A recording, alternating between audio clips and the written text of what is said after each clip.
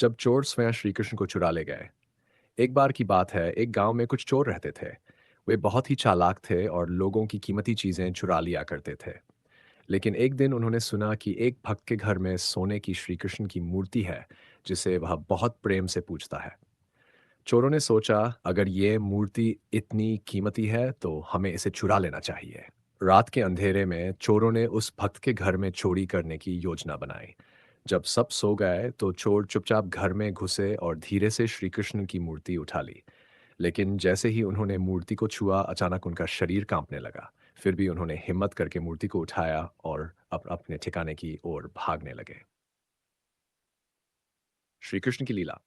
जब चोर जंगल के बीच पहुंचे तो उन्हें रास्ता नहीं सूझ रहा था। हर दिशा से उन्हें ऐसा लग रहा था जैसे कोई उन्हें रोक रहा हो। उन्होंने कई बार प्रयास किया, लेकिन वे बार बार उसी स्थान पर आ जाते। वे भयभीत हो गए और सोचने लगे, ये क्या माया है। तभी अचानक श्री कृष्ण स्वयं एक छोटे बालक के रूप में प्रकट हो गए और मुस्कुराते हुए बोले, तुम लोग मुझे चुराने आए थे, लेकिन अब मैं ही तुम्हें अपने पास रोक लूंगा। चोर ये देखकर दंग रह गए। उन्होंने पहले कभी इतनी दिव्य ज्योति नहीं देखी थी। उनका हृदय प्रेम और भक्ति से भर गया। वे श्री कृष्ण के चरणों में गिर पड़े और रोते हुए बोले, हे प्रभु, हमें क्षमा करें। हम आपको चुराने आए थे, लेकिन अब हमें आभास हो गया कि आपने हमें अपने प्रेम में बांध लिया है।